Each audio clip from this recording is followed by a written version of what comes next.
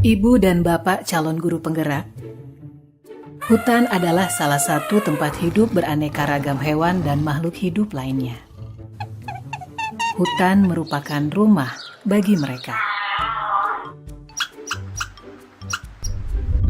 Pada suatu hari, Raja Hutan berpidato di hadapan semua hewan di hutan dan mengatakan, "Untuk menghadapi tantangan dunia baru, maka aku akan mendirikan sebuah sekolah. Semua anak-anak hewan yang ada di hutan diwajibkan untuk bersekolah." Tanggapan masyarakat hutan setelah mendengar perintah sang Raja Hutan tentang kewajiban anak-anak harus bersekolah sangatlah beragam. Jadi terdengar keriuhannya.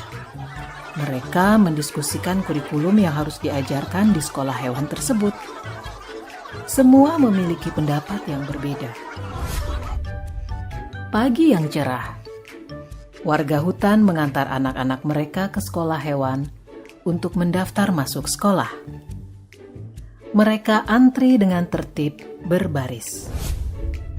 Warga hutan beserta anaknya dijelaskan oleh jerapah, sang kepala sekolah, bahwa sekolah hewan tersebut telah memutuskan untuk mengadopsi kurikulum kegiatan yang terdiri dari berlari, memanjat, berenang, dan terbang. Agar lebih mudah pengelolaan kurikulumnya, maka semua hewan wajib mengambil dan mengikuti semua mata pelajaran. Bebek sangat bagus dalam berenang. Bahkan ia lebih baik dari instrukturnya. Tapi dalam ujian terbang, nilainya hanya pas-pasan. Untungnya, ia tetap lulus ujian terbang tersebut.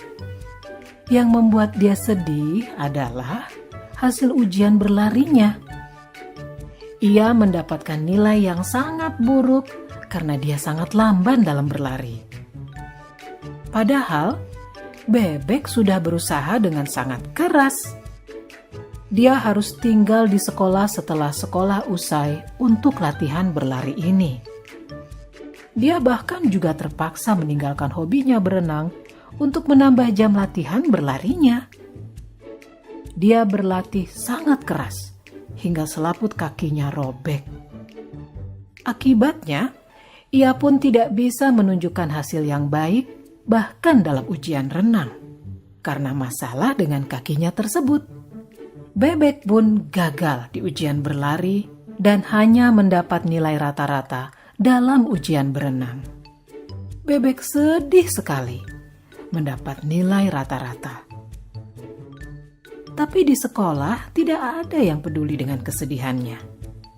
Menurut guru-gurunya, nilai rata-rata bebek sudah memenuhi kriteria ketuntasan minimal atau KKM.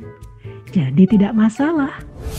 Kelinci tadinya senang karena ia selalu mendapat nilai bagus di pelajaran berlari.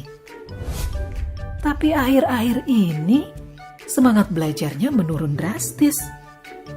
Ia lelah karena hampir setiap hari harus mengikuti kelas remedial untuk berenang.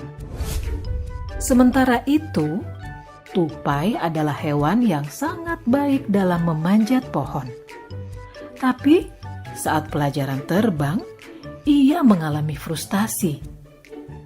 Di kelas terbang, gurunya meminta ia terbang dari bawah ke atas, dan bukan dari atas pucuk pohon ke bawah. Karena diforsir, ia kelelahan. Tupai pun mengalami kram. Akhirnya, Tupai mendapat nilai C dalam memanjat dan nilai D dalam berlari. Elang di kelas dikategorikan sebagai anak bermasalah dalam disiplin, sehingga sering sekali dihukum. Di kelas memanjat, ia selalu mengalahkan semua hewan yang lain dan sampai ke pucuk pohon terlebih dahulu. Tetapi, ia bersikeras untuk naik ke atas pohon dengan menggunakan caranya sendiri. Menurut elang, yang penting adalah tujuan akhirnya. Ia akhirnya juga tidak lulus.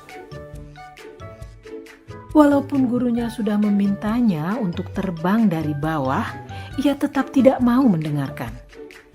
Psikolog sekolah mendiagnosis Elang memiliki oppositional deviant disorder, gangguan oposisi menantang.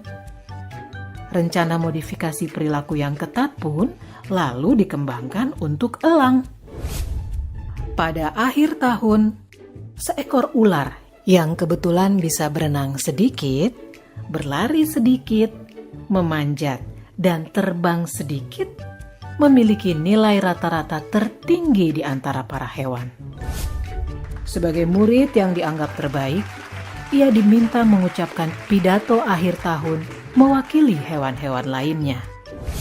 Anjing-anjing padang rumput memutuskan tidak bersekolah karena tidak ada kurikulum menggali.